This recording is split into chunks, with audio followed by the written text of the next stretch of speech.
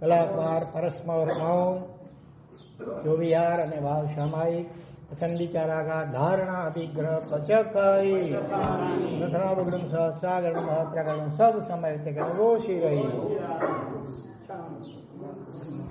હરિહંત હરિહંત હરિહંત હરિહંત હરિહંત હરિહંત હરિહંત હરિહંત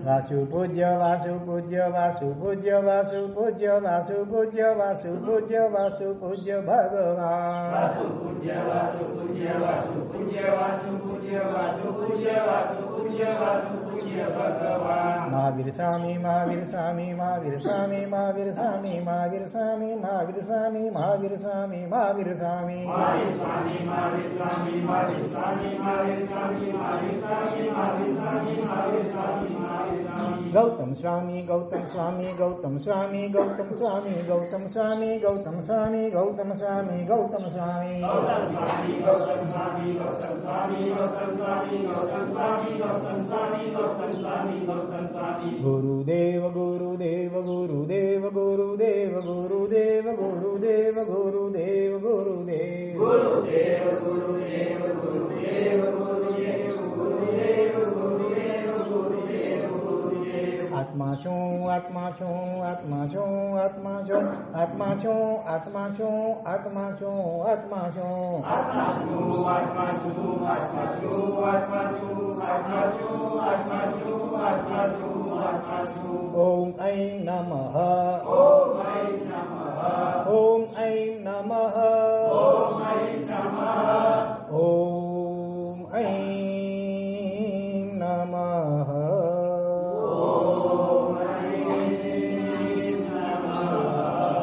ઓમ હ્રીં નમો નારાયણ ઓમ હ્રીં નમો નારાયણ ઓમ હ્રીં નમો નારાયણ ઓમ હ્રીં નમો નારાયણ ઓમ હ્રીં નમો નારાયણ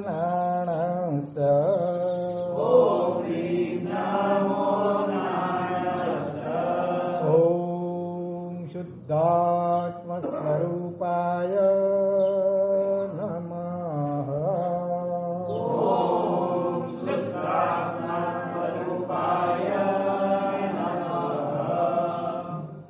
કલ્યાણ શ્રેણીકૃત સૂરિસા કલ્યાણ પાદપારામમ શ્રુત ગંગા હિમાચલમ વિશ્વાંબોજ રવિન્દેવમ વંદે શ્રીજ્ઞાતનંદમ વિશ્વોપકારકી ભૂત તીર્થકૃત કર્મ નિર્મિતે સુરાસુર નરૈ પૂજ્યો ભાસુ પૂજ્ય પુનાતુઃ પ્રશ્નોત્તરી પ્રવચનમાં આજનો પ્રશ્ન છે ધર્મની આરાધના કરતા કરતા દુઃખો રવાના થઈ જાય છે એવું અનેક જગ્યાએ વાંચ્યું પણ છે તો અનેકના મોઢે સાંભળ્યું પણ છે પણ જ્યારે બીજી બાજુ ધર્મીના જીવનમાં આવેલા દુઃખોની ચાર અક્ષર શું અણઝાર મેં મારી સગી આંખે જોઈ છે તો સાચું શું સમજવું સમજાયું પ્રશ્ન બરોબર એક બાજુ અનેક વાર વાંચ્યું ને સાંભળ્યું છે એ ધર્મની આરાધના કરતા કરતા દુઃખો રવાના થઈ જાય છે અને બીજી બાજુ એવા પણ કેટલા દ્રષ્ટાંતો જોવા મળે છે કે ધર્મીના જીવનમાં દુઃખોની એક બે વણઝા એક પછી એક આમ સગી આંખે જોવાય છે તો બે સાચું શું સમજવું ત્યારે આ મૂંઝવણ આ પ્રશ્ન આજની કદાચ નવી પેઢીનો પણ હોઈ શકે મોટાઓનો પણ હોઈ શકે બોલો આનો જવાબ શું હોઈ શકે ધર્મીના જીવનમાં દુઃખો કેમ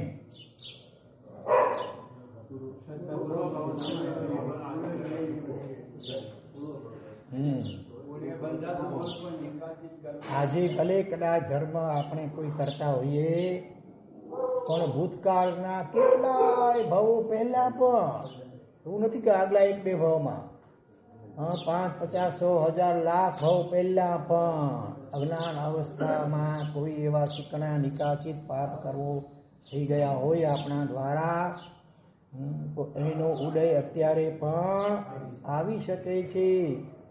પછી તીર્થંકરનો જીવ હોય, વર્તમાનમાં કદાચ કોઈ ગણધર ભગવંતનો જીવ હોય, કોઈ ચક્રવર્તીનો જીવ હોય, કોઈ શહેનશાહ કે બાદશાહનો જીવ હોય, કોઈ મંત્રીશ્વર કે શ્રેષ્ઠી વર્ય કે ઉદ્યોગપતિનો જીવ હોય, રાષ્ટ્રપતિ કે વડાપ્રધાનનો જીવ વગેરે કાં ન હોય, પણ કર્મને નહીં શરમ કોઈ નહીં.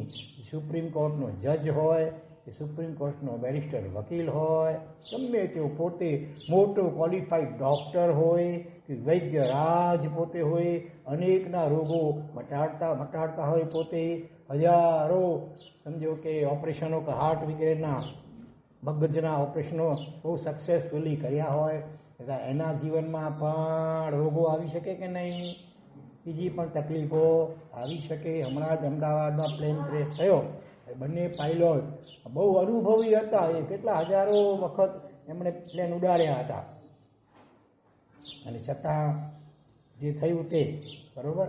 એટલે કર્મનો ઉદય કોઈને છોડતા નથી. એવું પણ જાણવા મળ્યું કે ભાઈ કેટલાક ભાવો પહેલા એ જે પાયલટ હતા એમણે કેટલાય લોકોને, પોતાની હાથ નીચેના કેટલાય લોકોને જંગલ બાળી નાખવાનો આદેશ કર્યો હતો, અને કેટલાકે રાજી થઈને એ જંગલ બાળવાનું કામ કર્યું, જેમાં અનેક પશુઓ અને પક્ષીઓ પણ અમારી ગયા, બળીને ભરતું થઈ ગયા. આ એક જણો હતો, એણે એનો આદેશનું પાલન ન કર્યું, એને ખટક્યું કે આ બરાબર નથી. તો હમણાં પણ એ બચી ગયો, એવા જગ્યાએ સીટ ઉપર હતો કે એ બચી ગયો, બાકીના બધા ભરતું થઈ ગયા. તો તાજી ઘટના છે. કર્મના સિદ્ધાંતો ઉપર શાસ્ત્રીય વાતોમાં કોઈને શ્રદ્ધા ન બેસતી હોય, પણ આજે બી એવા અનેક રિસર્ચ થઈ રહેલ છે. પાસ્ટ લાઈફ રિગ્રેશન થેરાપી દ્વારા પણ એવા હજારો કેસો આજે પણ બની શકે અને કબૂલ કરે છે લોકો કે કેટલાય ભવો પહેલા પણ કરેલું પાપ કર્મ એના પરિણામ સ્વરૂપે આ ભવમાં આ તકલીફ આવી. એટલે બિલકુલ પરફેક્ટ વાત છે. એટલે ધર્મી આત્મા ના જીવનમાં પણ દુઃખો આવી શકે છે, એમાં કોઈ જ આશ્ચર્ય નથી. વર્તમાનમાં ધર્મી છે, તો ભૂતકાળના 100, 200, 500, 1000 વર્ષ પહેલા આપણે ધર્મી ક્યાં હતા? કદાચ એ ભવમાં અજ્ઞાનતામાં જે પાપો થયેલા હોય એનો ઉદય અત્યારે પણ ઓચિંતો આવી શકે છે. માટે પણ તો પછી વર્તમાનમાં ધર્મ કરીએ છીએ એનું ફળ શું? બોલો. આ મહારાજ એમ કહે છે કે આમ એટલે કે પછી મળશે ભવલોક પરલોકમાં, ભલે બીજા ભવમાં. એ પણ વાત સાચી છે, ના નથી. ધર્મના ફળ 2 પ્રકારે મળે. સુવિધિનાથ ભગવાનના સ્તવનમાં યોગીરાજશ્રી આનંદગંજી મહારાજ ભગવાનની પૂજા, હું પેલા થોડું વર્ણન કર્યું, અંગ પૂજા, અગ્ર પૂજા, અને પછી કહ્યું કે એહનું ફલ ડોય ભેદ સુણી જે અનંતર ને પરંપર રે, આણા પાલન ચિત્ત પ્રસન્ની મુગતિ સુગતિ સુર મંદિર રે, સુવિધિ જીનેશ્વર પાયન મીને. આવડે કોઈને? શુભ કરણી એમ કી જય. ભગવાનની દ્રવ્ય પૂજા એટલે અંગ પૂજા, અગ્ર પૂજા. અંગ પૂજા અને અગ્ર પૂજા કોને કહેવાય તો ખબર છે ને બધા એને? ભગવાનના શરીરને સ્પર્શીને જે જલ પૂજા, પુષ્પ પૂજા, ચંદન પૂજા વગેરે થાય એ અંગ પૂજા.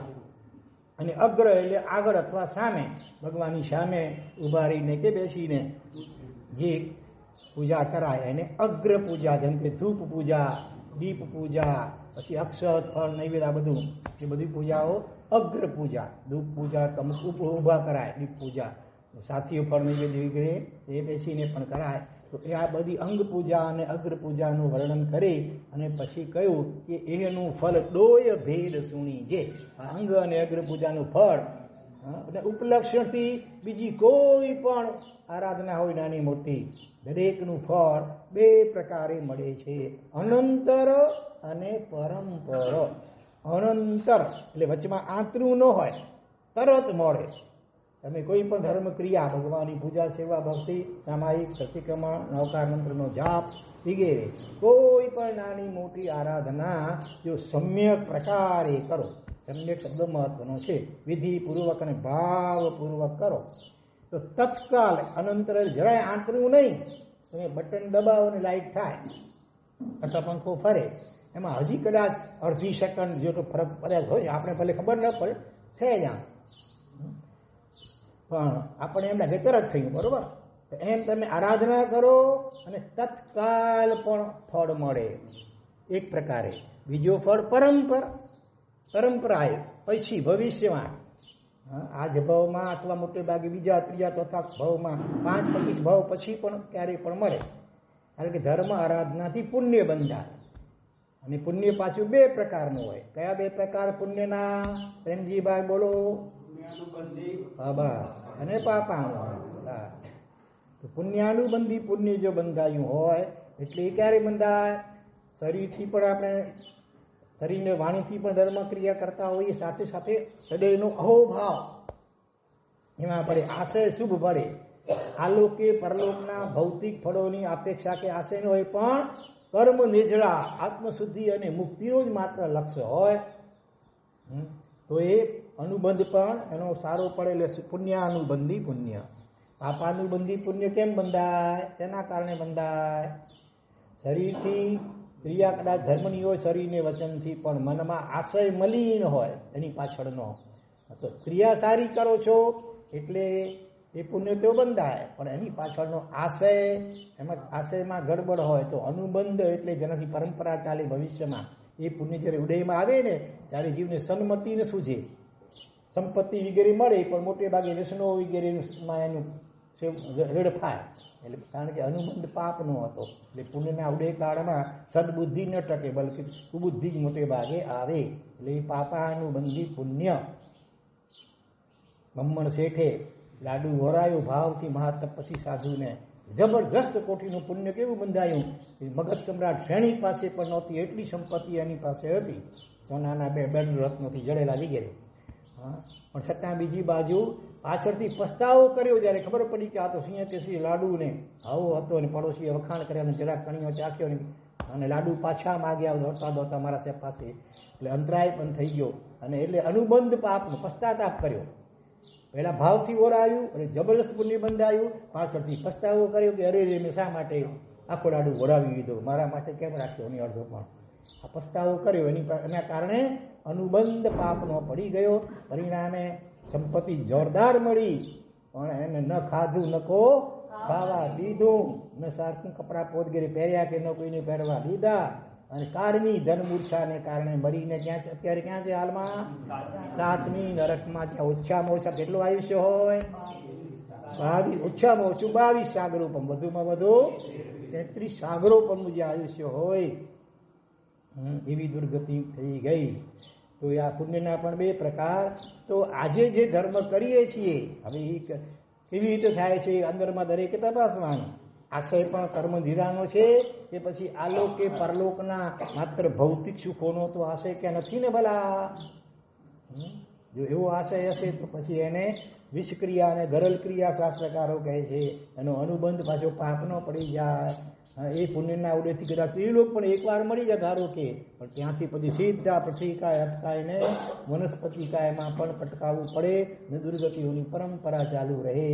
એટલા માટે જે પણ થોડું પણ ધર્મ કરીએ સમ્યક પ્રકારે સમજીને કરીએ, શુભ અને શુદ્ધ આશયથી કરીએ, કર્મ નિજરા, આત્મશુદ્ધિ, કષાયો અને વિષયોનું ઉપશાંતિ થાય, એ લક્ષથી ધર્મ કરીએ. નહીં કે માત્ર આલોકમાં તો ભાવા ધર્મી તરીકે ઓળખી આપણને કે પ્રભાવના આદિની લાલચથી અથવા પરલોકમાં દેવતાદિ બનવું એવા આશયથી નહીં, પણ કર્મ નિજરા, આત્મશુદ્ધિ અને વિષય કષાયના જે વિકારો અને આદિકાળના દોષો એ સ્વયં શાંત થાય ભાવમાં જલ્દી, એ લક્ષથી ધર્મ કરવો જોઈએ.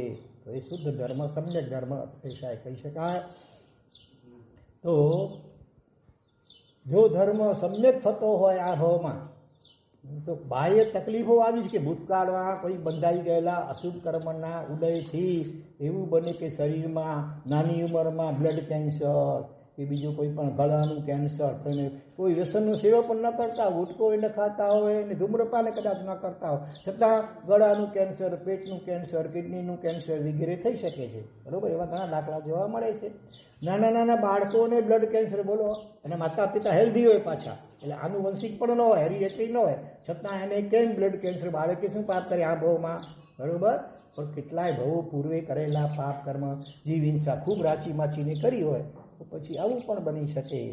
એટલે ધર્મીના જીવનમાં બાહ્ય તકલીફો ન જ આવે એવું એકાંતે કહી શકાય નહીં, કારણ એ આવે છે તકલીફો ભવાંતરમાં પૂર્વે બંધાઈ ગયેલા પાપ કર્મના ઉદયથી આવે છે. તો પછી, અને હા, એ પાછા કર્મ બે પ્રકારના હોય, એક નિકાચિત અને બીજા અનિકાચિત. અનિકાચિતના ભલે બીજા 3 પ્રકારો સ્પષ્ટ, બદ્ધ, નિદત્ત વગેરે. શોર્ટમાં સમજીએ તો નિકાચિત અને અનિકાચિત. નિકાચિત એટલે ચીકણા કર્મ, પાપ કરીને એટલો રાજી થયો હોય. હા, એક તો ઝેરી તુંબડીનું ખારું શાક રહે એને પછી વઘાર્યું, ઝેરનો વઘાર, એટલે એ રીતે પાપ કરીને રાજી થયો હોય તો અતિ નિકાસી, તો ચીકણા પાપ કરે એવા બંધાઈ જાય એ ભોગવ્યાસીના છૂટ ખરે જ નહીં. ભલે તમે માંસ ખમણે પાણે માંસ ખમણી તપસ્યા કરો. ભગવાન મહાવીર સ્વામીના આત્માએ નંદન મુનિ તરીકેના ભાવમાં, આગલા 3જા જ ભાવમાં લાખ વર્ષ પર્યંત માંસ ખમણને પારણે માંસ ખમણ કર્યા, કેટલા બધા કર્મો ખપી ગયા હશે, તેમ છતાં હજી કેટલાક નિકાસિત કર્મો બાકી પણ રહી ગયા, જે ઉદયમાં આવતા ભગવાનના કાલમાં ખીલા ઠોકાયા, એમના પગે પર ખીર ચૂલો બનાવીને ખીર રંધાઈ. અને પેલા સુરપાણી યક્ષ અને પેલો સંગમ દેવતા અને કટપુટના વિંતરી વગેરેના ઉપસર્ગો પણ, અને અનાર્ય દેશમાં તો સામે ચાલીને ભલે પોતે ગયા, પણ આવા અનેક દેવતા કૃત, મનુષ્ય કૃત અને તિર્યંચ કૃત પણ ઉપસર્ગો એમને થયા, કારણ કે હજી નિકાચિત કર્મો બાકી રહી ગયા હતા. ઘણા ઘણા ઘણા કર્મો ખપી ગયા માંસ ખમણોના પ્રભાવે, છતાંય પણ કેટલાક ચીકણા, શું બરોબર ને, નિકાસિત કર્મ બાકી રહી ગયા. તો અહીંયા પણ હમણાં ઊંઘ આવવા માંડી જાય. તમે ગમે એટલો નક્કી કરો કે મારે નથી ઊંઘવું, આંખ ભારે થઈ જ જાય, ભલે તમે વાપરી ન હોય, સવારના કંઈ ખાલી પેટો તોય થઈ જાય. એટલે એવું અંતરાય કર્મ હોઈ શકે. આપણે ઘણાની વ્યાખ્યામાં ઊંઘ આવવા લાગી જાય.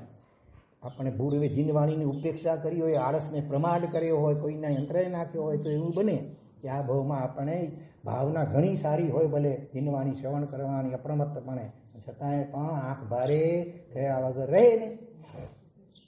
એટલે હા, એટલે નિકાચિત કર્મ જ્યાં ઉદય હોય તો આ ભાવમાં ધર્મ ખૂબ કરવા છતાં તીર્થંકર, ગણધર કે આચાર્ય કે ઉપાધ્યાય કે સાધુ સાધુઓ કે 14 પૂર્વધર હોય, એમને પણ ભૂતકાળના કર્મો ઉદયમાં આવી શકે. પણ તો પછી ધર્મનું ફળ શું ભાઈ? પ્રત્યક્ષ અનંતર ફળ શું? કે ગમે એવી બાહ્ય પ્રતિકૂળ પરિસ્થિતિમાં પણ તેઓ અંદરથી દુઃખી ન થાય, સ્વસ્થ મસ્ત અને પ્રસન્ન અને સમતામાં રહી શકે. ભલે ને ગળાનું કેન્સર ને ભયંકર પીડા હોય, અંદરનો દાણો કે પાણીનું ટીપું એ નીચે ન ઉતરી શકતો હોય, અને છતાંય એકદમ સ્વસ્થ મસ્ત અને પ્રસન્ન હોય. એ આ વર્તમાન કાળમાં જો સમ્યક પ્રકારે, ઉપર સલો ધર્મ નહીં, ધર્મના પણ પાછળ 2 વિભાગ આપણે વિચારી રાખીએ, એક ક્રિયાત્મક ધર્મ અને બીજો ગુણાત્મક ધર્મ. તો માત્ર ઉપરછલી ક્રિયાઓ કરતો હોય તો થોડું પુણ્ય બંધાય, પણ એનાથી પછી આવી પ્રતિકૂળતાઓ આવે ત્યારે સમતા ન પણ ટકે, પ્રસન્નતા ન પણ ટકે, આર્ત ધ્યાન ને રૌદ્ર ધ્યાન તરત પણ થઈ જાય. પણ જો ધર્મ સમ્યક પ્રકારે સમજીને કર્યો હોય, અને ગુણાત્મક ધર્મ, ગુણો વિકસાવ્યા હોય, તે ધર્મ આરાધનાઓ દ્વારા હકીકતમાં તે ગુણો વિકસાવવાના હોય છે. જેમ કે સામાયિક ધર્મ, સામાયિકની બાહ્ય ક્રિયા, આ ક્રિયાત્મક ધર્મ થયો, પણ એના ગુણ, એના દ્વારા હર્ષકુમાર કયો ગુણ વિકસાવવો જોઈએ? સામાયિક શબ્દનો વિચાર કરો. સામાયિક એટલે કયો ગુણ? હા, વેરી ગુડ, સમતા ગુણનો વિકાસ. હા, એ લક્ષ્ય હોય અને એની પ્રેક્ટિસ જીવ કરતો હોય કે મારે નાના નાના પ્રસંગો આવે વ્યવહારમાં ડગલે પગલે, એ વખતે પછી ચેકિંગ કહેતો રહે કે મારી ક્ષમતા ટકે છે કે નહીં. ભલા ફરી એને માટે પ્રયત્ન કરે, પ્રાર્થના કરે, પ્રાયશ્ચિત લે વગેરે વગેરે અભ્યાસ કરે. એ રીતે તો સમતા ગુણનો વિકાસ થયો. એ જો આ રીતે ગુણાત્મક ધર્મ કેવડાયો હોય તો પછી પ્રતિકૂળ પરિસ્થિતિમાં પણ એની સમતા, સહજતા, પ્રસન્નતા, શાંતિ વગેરે અને ધર્મ ધ્યાનમાં ચિત્ત રહે. આર્ત ધ્યાન કે રૌદ્ર ધ્યાન થાય નહીં. પ્રતિક્રમણ રૂપી ક્રિયાત્મક ધર્મ, એના દ્વારા ગુણાત્મક કયો ધર્મ વિકસવો જોઈએ? ખરેખર પાપ પ્રતિક્રમણ એટલે પાછા હટવું, પાપોથી પાછા હટવું, પશ્ચાતાપ પૂર્વક. પાપ એટલે પાપ ભીરુતા નામનો ગુણ વિકસિત થવો જોઈએ. કોઈ મજબૂરીથી છૂટકે પણ કોઈ નાનું મોટું પાપ થતું હોય, કરવું પડતું હોય તો એનો અંદરમાં ખટકો હોવો જોઈએ. અને ક્યારે છૂટું, ક્યારે છૂટું, ક્યારે હું સર્વથા નિષ્પાપ નિર્દોષ જીવન જીવતો થાઉં, આ અંતરમાં ઝંખના અને ભાવના સતત ચાલુ રહેવી જોઈએ. તો એ ગુણાત્મક ધર્મના કારણે જીવનમાં શાંતિ, સ્વસ્થતા, પ્રસન્નતા અને આનંદ રહી શકે. તો માત્ર દ્રવ્ય ક્રિયા કરી લે, પોપટ પાટી જેમ સૂત્રો બોલી લે અને મન તો ક્યાંય ભટક્યા કરતું હોય, કોઈ સૂત્રોમાં કે એના અર્થમાં ઉપયોગ પણ ન હોય, તો એવી માત્ર ઉપર છેલ્લી ધર્મ ક્રિયા પ્રતિક્રમણની આ પુણ્ય જરૂર બંધાવશે થોડું એનાથી, પણ એનાથી જે ચિત્તમાં પ્રસન્નતા, શાંતિ, આનંદ આદિકનો જે અનુભવ થવો જોઈએ, મોક્ષ માર્ગ તરફ જે કંઈક ખરેખર થોડાક ડગલા આગળ વધવું જોઈએ, એ વધાય નહીં. 84ના ચક્કરમાંથી એક ચક્કર કદાચ ઓછો ન પણ થાય તો નવાઈ નહીં. દરેક ધર્મ આરાધના વિતરાગ પરમાત્માના દર્શન કરીએ છીએ, પૂજન કરીએ છીએ, બરોબર, અભિષેક આદિ કરીએ છીએ, તો એની પાછળ પણ આપણામાં રાગ આપણને ખટકવો જોઈએ, રાગ અને દ્વેષ ખટકવા જોઈએ. વિતરાગ પ્રત્યે અહોભાવ છે, બહુમાન ભાવ હોય અને એ રીતે દર્શન પૂજન કરતા હોઈએ સમજીને ભાવપૂર્વક, તો આપણા અંતરમાં રાગ દ્વેષ તીવ્રપણે ખટકવા જોઈએ અને ઓછા થવા જ જોઈએ. ન થતા હોય તો તીવ્રપણે એનો રંજ રહેવો જોઈએ. એને માટે ગુરુ મહારાજ પાસે રડવું જોઈએ, પ્રાયશ્ચિતમાં કંઈ માગવું, ઉપાય માગવો જોઈએ, શક્તિ માગવી જોઈએ, રાગદ્વેષ ઘટવા જ જોઈએ. તો એ જ ખરેખર વિતરાગના દર્શન, વંદન, પૂજન એ પ્રભુનું નામ સ્મરણ આદિનું ગુણાત્મક પરિણામ કહી શકાય. દરેકે દરેક નાની મોટી ધર્મ આરાધના જો આ રીતે માત્ર ઉપર છેલ્લી ધર્મ ક્રિયા સ્વરૂપે પણ નહીં, પરંતુ એની પાછળનો જ્ઞાની ભગવંતોને જે આશય બતાવ્યો છે એ આશય સમજીને ગુણાત્મક ધર્મ પણ આપણે જો કેળવતા જઈએ તો ચોક્કસ ગમે એવી બાહ્ય પ્રતિકૂળ પરિસ્થિતિ હોય એમાં પણ સમતા 100% પણ ટકી શકે. મરણાંત ઉપસર્ગોમાં પણ સમતા 100% 0.001% પણ વિષમતાની, અસમાનતાની પણ સમતા ટકી રહે. અને કેવલ જ્ઞાન મરણાંત ઉત્સર્ગોમાં પણ અનેક મહાપુરુષોને થયેલ છે કે નહીં. ગસ્સુકુમાલ મહામુનિવર, મહેતારાજ મહામુનિવર, ખંડક મહામુનિવર, ખંડક સુરીના 500 શિષ્યો વગેરે વગેરે વગેરે, અવંતી સુકુમાર. મરણાંત ઉત્સર્ગોમાં સમતા ટકવી સહેલી છે 100%. પાછો જરાય મનમાં ઊંડે પણ એ ઉપસર્ગ કરનાર પ્રત્યે 0.00001% જેટલો પણ મનમાં દ્વેષ નહીં, ક્રોધ નહીં, ગુસ્સો નહીં, અરુચિ અભાવ નહીં, બલકે એના પ્રત્યે પણ એકદમ પ્રેમ ઉભરાય કે આ મારો સાથ મારા કર્મક્ષયમાં એટલો સહાયક બની રહ્યો છે, પોતે કર્મ ખપા બાંધીને પણ એ રીતે એના પ્રત્યે મૈત્રી ભાવ રડે હર્યું ભર્યું, તો જ કેવલ જ્ઞાન પ્રગટે. સૂક્ષ્મ અતિ સૂક્ષ્મ પણ કોઈ કશાયનો અંશ માત્ર પડ્યો હોય તો ત્યાં સુધી કેવલ જ્ઞાન પ્રગટે નહીં. તો વર્તમાનમાં ધર્મ જો સમ્યક પ્રકારે થતો હોય તો બાહ્ય પ્રતિકૂળતાઓ આવી શકે પૂર્વના કર્મોના ઉદયથી. શારીરિક હોય, આર્થિક હોય, બીજી કોઈ રીતે હોય, અપયશ નામ કર્મ હોય તો તમારો અપયશ પણ થાય, નિંદા ટીકા પણ થતી હોય, બધું થઈ શકે છે. અનેક પૂર્વના મહાપુરુષોને થયા છે. આનંદ ગંજી જેવા યોગીરાજે જંગલમાં જવું પડ્યું ને બધું છોડી કરીને, બોલો.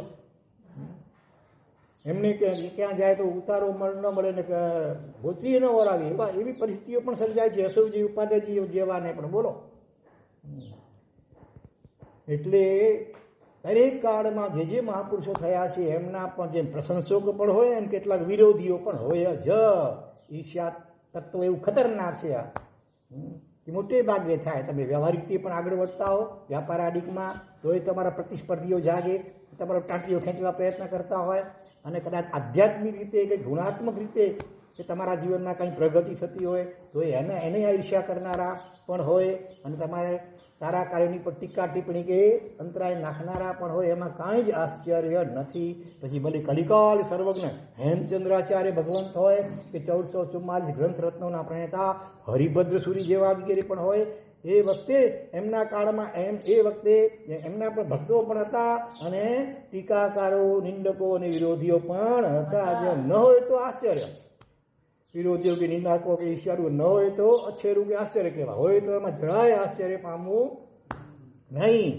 પણ એવી પરિસ્થિતિમાં પણ એ મહાપુરુષો એકદમ સ્વસ્થ મસ્ત અને પ્રસન્ન શાંત સુધારસ ગ્રંથ રત્નમાં બતાવેલી ભાવનાઓ, મૈત્રી ભાવના, પ્રમોદ ભાવના, કરુણા અને છેલ્લે માધ્યસ્થ ભાવનાથી એવા ભાવિક થયેલા હતા. એટલે ગુણાત્મક ધર્મને એમણે એવો આત્મસાત કર્યો હતો એ ગમે એવી પ્રતિકૂળ પરિસ્થિતિમાં પણ ને પેટનું પાણી જાણે હાલે નહીં. એકદમ કહેવાય ને, હાથી ચલે બજાર, તમે જાણો છો બરોબર. એવી ઓનું મસ્ત ફકીરી હોય, બોલે એને બોલવા દઈએ, અને આપણે પ્રભુ ભજનમાં રહીએ. ટીટ ફોર ટેટ નહીં, સામો થાય આ તો તમે થજો વાણી. આ હોય સાચા ધર્મીની વાણી. વીરની વાણી તો છે, મેરું તો ડગે પણ જેના મન ના ડગે, ભલે ભાંગી પડે બ્રહ્માંડ રે. કોનું વચન છે આ? કોનો વાક્ય છે? બોલો તો જોઉં. કોણે કહ્યું છે આવું? ચંદનબાલાએ કહ્યું છે? મીરાબાઈએ કહ્યું છે? મીરાબાઈએ કહ્યું છે? જે જરાક અટકે તો કોને કહ્યું છે? બોલો. પાછળથી જવાબ આવ્યો. ગંગા સતી કોણ? નવીનભાઈ, જનકભાઈ બોલ્યા. હા, સૌરાષ્ટ્રમાં થઈ ગયા એક વિશિષ્ટ આત્મજ્ઞાન નાની તો મહાસતી થઈ ગયા આપણે ગંગા સતી, જેમને 52 ભજન એમના છે, બહુ આધ્યાત્મિક છે, જબરદસ્ત. એની સહજ પણ એ ભજનો સ્ફુર્યા છે, જાણે કે મેરું તો ડગે પણ જેના મન ના ડગે, ભલે ને ભાંગી પડે બ્રહ્માંડ જો ને, એવા અડગ હોય, અડોલ હોય. ગભરાય ને, મૃત્યુથી પણ ગભરાય નહીં, બિલકુલ. ધરતીકંપ થાય ને બધા ભાગે, અને એવા એ પણ ભાગે. વિશિષ્ટ ધર્મી કે ધર્માત્માઓ કે સાધકો હોય ને એ પણ ભાગે. બેમાં ફરક શું? બીજા 12 ભાગે, અને એ અંદર તરફ એકદમ ઊંડા ધ્યાનમાં, નિર્વિકલ્પ દશામાં લીન, આત્માના બંકરમાં ઘૂસી જાય. તો સાચો ધર્માત્મા જે ખરેખર સમ્યક ધર્મ સમજીને કરતા હો તમે, તો તમારું મગજ કે છે બરફથી પણ ઠંડુ હોવું જોઈએ અંદરથી. કશાય એટલા બધા પાતળા પડી જાય, ગમે એટલી કોઈ સડી કરે, ગુસ્સો કરાવવા પ્રયત્ન કરે તો એ હસતા જ રહે. ઓલો થાકી જાય ગુસ્સો કરી કરીને. તો એવા અનેક દાખલાઓ ભૂતકાળમાં છે. સૈનિક મહારાજા સગો દીકરો કેવા ભયંકર ઉપસર કરે છે, તો એ પણ હસતા રહેતા હતા કે નહીં? તો એમાં બાપરે મરી ગયો. સચ્ચા ધર્મી ભગવાનની વાણીને એમણે ખરેખર સમ્યક પચાવી હતી, પીને પચાવી હતી, આત્મસાત કરી હતી. એટલે આવા ભયંકર ઉપસર્ગોમાં પણ સૈનિક મહારાજા હસી શકતા હતા. પેલા જેલરની સામે ચંદનબાલા જુઓ ને, પુલા શેઠાણીએ એવો ભયંકર ઉપસર્ગ કર્યો, તો એ પણ રડી રાડારોડ કરી, દરવાજાને ઠોકાઠોક કરી, બચાવો બચાવો. શું કહ્યું? દાંત કચકચાવ્યા નહીં તો વીર વીર વીર. ચાલો મોકો મળ્યો છે એકાંતમાં, કોઈ વાવાઝમન નહીં, મજા પડી ગયા. તો કોઈ આવે તો વેલકમ, જાય તો ભીડ કમ, કોઈ ડિસ્ટર્બન્સ નહીં. ઓલા ભુજોડીના નવનીતનગરના માજી મને ઘડી ઘડી યાદ આવે. પોતે એકલા છતાં પણ સામાયિક કરે, ઘરમાં સાધના કરે. હા, કોઈ આવે નહીં અડોશી પડોશી, બીજા કોઈ ડિસ્ટર્બ ન કરે એટલા માટે અંદરથી દરવાજો બંધ કરી નાખે, અને એવી વ્યવસ્થા કરી પોતે હાથ અંદર આમ નાખી ગળખી એવી બનાવી ત્યાં, અને આમ સાંકળ પોતાના હાથે બહાર સાંકળ લગાવી દે, અને પોતે અંદર સાધનામાં બેસી જાય. બોલો. શ્રીપાલ રાજાને યાદ કરીએ. ધવલ શેઠે ઉપસર્ગ કરવાનું કંઈ બાકી રાખ્યું, પણ છતાં એના ઉપર નેગેટિવ ભાવ આવ્યો ક્યાંય. પછી દેવપાળ, અને એ આત્મા કેટલો નિષ્ફળ બનતો જાય. સાચો ધર્મી આત્મા હોય ને, એની ઈચ્છાઓ બધી ઓછી થતી જાય. ઓટોમેટિક ચાલશે, ભાવશે, નફશે, જે હશે, જેવું હશે, જેટલું હશે, ચાલશે, ભાવશે, નફશે. દેવપાળને યાદ કરો. પહેલા ચક્રેશ્વરી દેવી પ્રગટ થઈને વરદાન આપે છે, દેવકાળ તારી પ્રભુ ભક્તિથી પ્રસન્ન થઈ છું, માગ માગ માગે તે આપું. ભગવાન આવા મળી ગયા, હવે બીજું મને શું જોઈએ? દેવી બહુ આગ્રહ કરે છે. તો કે છે બોલો મુક્તિ આપી શકશો તમે? એ તો હું કર્મથી બંધાયેલી છું, તમે ક્યાંથી છોડાવી શકો? બીજું કંઈક માં ઠીક છે ચાલો, તો ભવ આ ભગવાનની ભક્તિ મને મળતી રહે એવું વરદાન કે આશીર્વાદ આપો. એ પણ મારા ગજા બહારની વાત છે. બાકી હું અત્યારે જે નિષ્કામ ભાવે ભક્તિ કરી રહ્યો છે એના એવા ઊંડા સંસ્કાર પડી રહ્યા છે, એ ઓટોમેટિક આગળ બીજા ભાવમાં કેરીફોર્ડ થવાના છે. બીજું કંઈક માં આ બે માંથી કંઈ પણ આપવું એ મારા ગજા બહારની શક્તિ બહારની વાત છે. ત્યારે સામે દેવપાલ ભરવાડ બોલો કોને અજ્ઞાની જ્ઞાની કેવો? એ કહે છે જો આ બે માંથી કંઈ પણ આપું એ તમારી શક્તિ બહારની વાત છે. તો આ બે સિવાય ત્રીજું કંઈ પણ માગવું એ મારી ભક્તિ બહારની વાત છે. કેટલી ગરીબ ભરવાડ પણ ધર્મ સાચા ધર્મી કોઈ હશે શેઠ, એના પશુઓને ચરાવતો હતો એટલે શેઠના જીવનને જોઈને એનામાં પણ આવી ભક્તિ આવી ગઈ. અને નદીની ભેખડમાંથી મળેલા આદિના દાદાને ઝૂંપડી બનાવીને નાનીકડી ડેરી પધરાવી અને ભક્તિ કરે છે. આગળ જતા તીર્થંકર નામ કર્મ નિકાસિત કરી લેશે દેવપાલ ભરવાડ.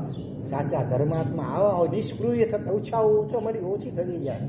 એ ભક્તિથી એટલી તૃપ્તિ આવતી જાય, આનંદ આવતો જાય કે પછી બીજું કઈ ભૌતિક વસ્તુ એને માગવાની ઈચ્છા જ થાય નહીં. મુરજી બાપાને યાદ કરીએ ફરી તુંબડીના ત્રીજા સ્ટેજનું પગમાં કેન્સર, તોય પ્રસન્ન છે. કોઈ હોયમાં હાય હોય નથી. પોતાના ઘરવાળાને કહી દે કે આ મારા રૂમમાં પ્રવેશ કરતા પહેલા કહી દેજો બધાને કે અહીંયા બીજી કોઈ શરીર કે રોગ કે ડોક્ટર કે દવા સંબંધી વાત જ ન કરે સંસારની કોઈ.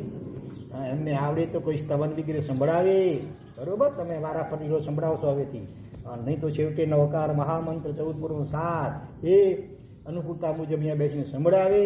બાકી આડી અવડી સંસારની કે રોગની કોઈ વાત નહીં કરવાની. બોલો કેટલી જાગૃતિ! ત્રીજા સ્ટેજના કેન્સરમાં પણ.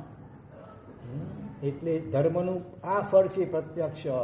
અને બીજી બાજુ પાપી આત્માઓ, કેટલા પાપાત્મા ભયંકર પાપો કરતા હોય, ત્રાસવાદીઓ, આતંકવાદીઓ અને બીજા પણ અનેક પ્રકારના પાપોમાં ઉત્પન્ન છતાં હવે આલિશાન બંગલાઓમાં એર કન્ડિશનમાં રહેતા હોય ને કેટલી એર કન્ડિશન ગાડીઓ કેટલી બધી હોય ને અરબો ખરબોની સંપત્તિ, પૈસા હોય, સંપત્તિ તો ન કહીએ, પૈસા ભલે રૂપિયા હોય એમની પાસે, પણ અંદરમાં શાંતિ હોય, અંદરમાં તો ભયથી ફફડતા હોય.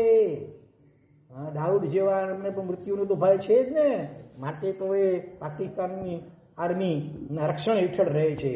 બિન લાડેન ઓસામા એ પણ પાકિસ્તાની આર્મીના રક્ષણ હેઠળ હતો, છતાં એનો ટાઈમ આવ્યો ત્યારે અમેરિકાએ એને પણ ખતમ કરી નાખ્યો કે નહીં. અંદરમાં શાંતિ, ભયથી ફફડતા હોય. બહારથી આપણે સૂર્ય દેખાતા હોય, જાણે કંઈકને ધમકીઓ આપતા હોય ને ભલે ને બોમ્બ મારા પણ કરતા ને કરાવતા હોય, પણ અંદરથી તો મૃત્યુનો ભય તો એમને આપણા કરતા કદાચ ઉલટો વધારે સતાવતો હોય. પેલું હિટલર જેને લાખો યહૂદીઓને ગેસ ચેમ્બરમાં ઘૂંઘરાવીને મારી નાખ્યા હતા, એ પણ કે છે એટલો ગભરાતો હતો અંદરમાં મૃત્યુથી. એનું પણ નામ છે સ્ટેલિન કે એનું નામ છે. એ બી બધા સરમુખત્યા, બહુ ખૂંખાર, વાતમાં કડકમાં કડક જાવ કરીને અનેક લોકોને નિર્દયતાથી મરાવી નાખે. પણ એ પણ કે છે રાત્રે રોજ રૂમ બદલે, બેડરૂમ કે ભય પડ્યો હોય રાત્રે ગમે ત્યાંથી પોતાના અંગરક્ષક બોડીગાર્ડ તરફથી ભય એને બદલતા રહે. જોયું ને આપણે ઇન્દિરા ગાંધીને એના જ બોડીગાર્ડે પણ મારી નાખ્યા કે નહીં? એટલે અંદરમાં સતત બિચારા ડરપોક હોય, ભયથી ફફડતા હોય, નિરાતે એને શાંતિની ઊંઘ પણ આવે નહીં. એટલે પાપમાં આવું પણ કદાચ બાહ્ય દ્રષ્ટિએ કદાચ પાપાનું બંધી પુણ્યનો ઉદય હોય એટલે બાહ્ય કેટલી વસ્તુ એની પાસે હોય ભલે, પણ અંદરમાં એને જે શાંતિ ને પ્રસન્નતા જોઈએ એ તો હોય જ નહીં. અને અનેક પ્રકારના પાપો કરીને સરવાળે તો બિચારા દુર્ગતિઓની પરંપરા હારમાળા સજાય, સાથે નરકમાં ને નિગોદમાં ને એકેન્દ્રિયોના ને વિકલેન્દ્રિયપણાના ને. એટલે દયા ખાવા જેવી હોય. એટલે પાપી આત્માઓ બાહ્ય દ્રષ્ટિએ ક્યારેક લીલા લહેર કરતા દેખાય, કાળનો પ્રભાવ, બરોબર. તો શું વાત હતી, અનેક આવા દાઉદ હોય, પછી વિજય માલ્યા હમણાં નામ કંઈક સંભળાય છે, એ કરોડો અરબો રૂપિયા ઉપાપત કરીને આપણે ભાગી જવું ને, ભારત છોડીને ભયથી એને ભાગી જવું પડ્યું છે, ને પકડાઈ જઈ તો ત્યાં વધારે શિક્ષા થશે. એટલે અંદરમાં સાચી શાંતિ કે પ્રસન્નતા એના જીવનમાં ક્યાંથી હોય? ક્યારેય પણ ન હોય. ચીનનો પેલો સરમુખત્યાર શું નામ એનું નામ, જિનપિંગ, એ પણ છેલ્લા કેટલાય દિવસોથી લાપત્તા છે. હા, અનુમાન તો એમ પણ લોકો કરે છે કે કદાચ એના કોઈ અંગત લોકોએ પતાવી નાખ્યો લાગે છે એને. હા, એટલે આખરે તો અતિ ઉગ્ર પુણ્ય પાપાનામ ઇહૈવ ફલમ અશ્નુતે. અતિ ઉગ્ર કોટીનું પુણ્ય અને અતિ ઉગ્ર કોટીનું પાપ, એનું કેટલીક વાર ફળની શરૂઆત આ ભવમાં પણ થઈ શકે છે.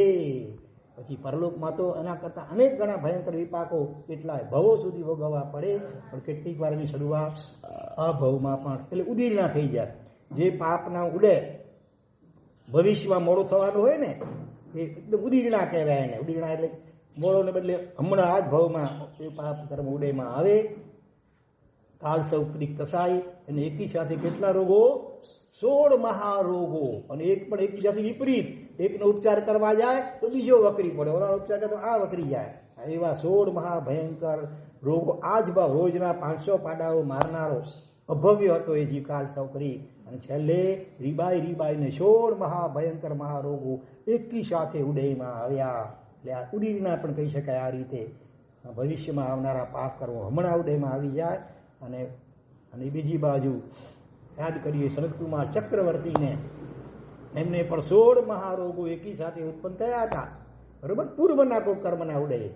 પણ સાચા અંદરમાં આ સમ્યક ધર્મ કર્યો, જ્ઞાન ગર્ભિત વૈરાગ્ય પામી કરી, ચારિત્ર અંગીકાર કરી, એવું સુંદર રીતે પાલન કરે છે, જેના કારણે કેટલીક લબ્ધિઓ પણ ઉત્પન્ન થઈ ગઈ હતી. છતાં પણ એ લબ્ધિનો ઉપયોગ પોતાના એ બાહ્ય રોગોને, શરીરના રોગોને મટાડવા માટે કર્યો નહીં. દેવાત્મા ધન્વંતરી રૂપનું લઈને આવે છે, કહે છે કે મને આદેશ આજ્ઞા આપો તો આપની સેવા કરું, આ રોગો મટાડી દઉં. કે ભાઈ આને મટાડવાની શું જરૂર છે? આ તો મારા કર્મક્ષયમાં સહાયક બને છે. હા, મારા અંદરના જે કર્મ કે રાગ દ્વેષાદી જે દોષોને રૂપી રોગો છે, એને મટાડવાની દવા તારી પાસે હોય તો બોલ. એ તો મારી પાસે નથી. તો પછી આને મટાડવું તો આટલી વાર થૂંક લગાવીને, થૂંકને અમી પણ કહે છે, બરોબર, અમૃત વાસી થૂંકનું બહુ મહિમા છે. તો આટલી લબ્ધિ હોવા છતાં પણ સાચા સમ્યક ધર્મી હતા, એટલે અંદરથી દુઃખી નહોતા. સામે દેવતા રૂપ, વૈદ્ય ધન્વંતરી વૈદ્ય રૂપ લઈને આવે છે ને વિનંતી કરે છે કે મને આપણા સેવાનો લાભ આપો. એને પણ આવી ખુમારીથી એ ના પાડી શકે છે. સાચો ધર્માત્મા સમ્યક ધર્મી આવો હોય. બાહ્ય શરીરમાં બધું થઈ શકે છે પૂર્વકર્મના આવડે, પણ અંદરથી એ દુઃખી ક્યારે પણ ન હોય જો સમ્યક ધર્મ કરતો હોય. બાકી ઉપર છલો ધર્મ કરતો હોય તો એની વાત આખી જુદી છે. એટલે આપણે હવે દરેકે પોતાની જાતને તપાસવાની છે. ભલે થોડુંક કરી શકતા હોઈએ બાહ્ય રીતે કરે, પણ અંદરથી જે કરીએ તે સમજીને કરીએ, ભાવથી કરીએ, શુદ્ધ આશયથી કરીએ, તો જ આપણે ધર્મનું વાસ્તવિક ફળ છે ચિત્તની પ્રસન્નતા. શું ફળ છે? આ ભાવમાં ચિત્તની પ્રસન્નતા. તમે સામાયિક સમ્યક રીતે કર્યો તો ક્ષમતા ભાવમાં વિકાસ વધારો થવો જોઈએ. જે ચાલુ રોજ હોય એના કરતાં કંઈક ને કંઈક અંશે ક્ષમતાનો વધારો થવો જોઈએ.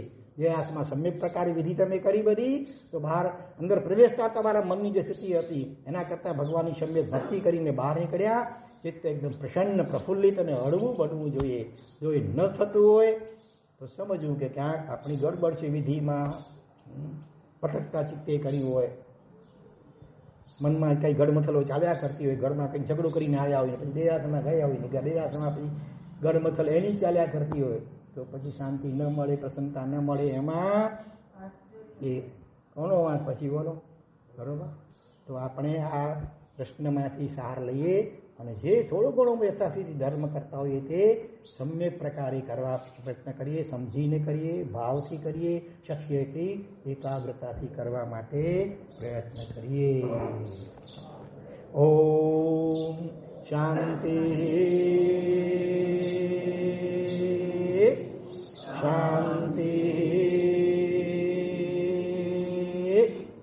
શાંતિ.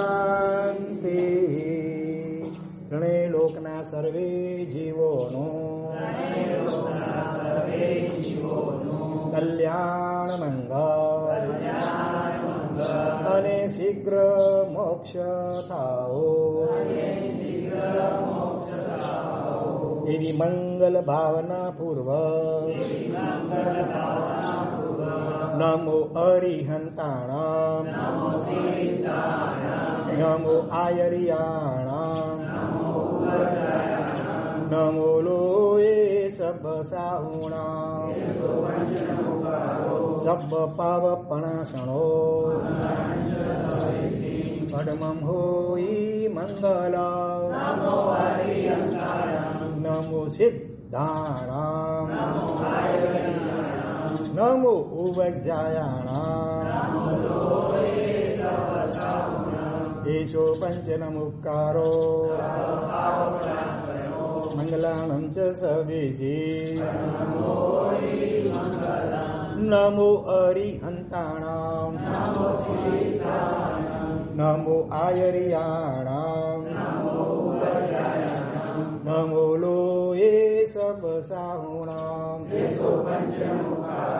સબ પાવપણાસણો પડમં હોઈ મંગલમ.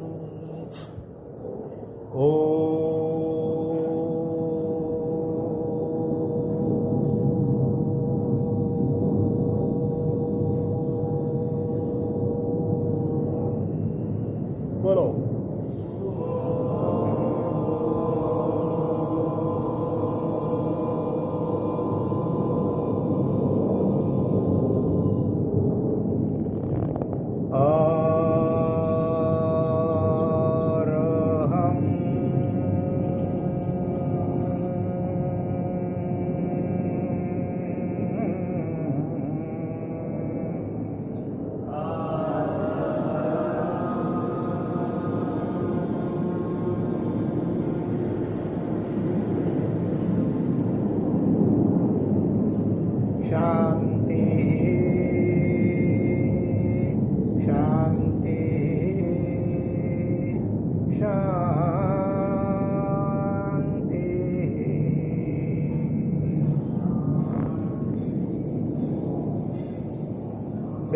માટે ધ્યાન મુદ્રામાં બેસી આંખો બંધ, કમર ગરદન સીધી, હાથ બંને જ્ઞાન મુદ્રામાં, અંગૂઠો અને પહેલી આંગળી અડેલા, બાકીની 3 આંગળીઓ સીધી, ઢીંચણ ઉપર.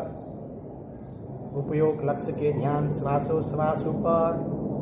સહજ શ્વાસોશ્વાસ ની ખબર ન પડતી હોય તો શરૂઆતમાં ધીમે ધીમે ઊંડો શ્વાસ લેતા જાઓ અને એની સાથે એનું સ્મરણ કરો. થોડી સેકન્ડો શ્વાસ સહજપણે રોકાઈ જાય ત્યારે શાંતિનો અનુભવ, અને વળી જ્યારે ધીરે ધીરે શ્વાસ બહાર કાઢવાનો એકી સાથે નહીં, અને એ વખતે એનું માનસિક સ્મરણ, અને એ સાથે ખ્યાલ કે જેવો અરહમ એટલે અરિહંતનો આત્મા છે, પરમ આનંદમય અનંત ગુણમય, એવું જ મારું મૂળ શુદ્ધ સ્વરૂપ અત્યારે પણ અંદરમાં છે, એની ઝલક મળે એવા લક્ષ્ય સાથે શ્વાસોશ્વાસ સાથે અરહમનું અનુસંધાન કરીએ.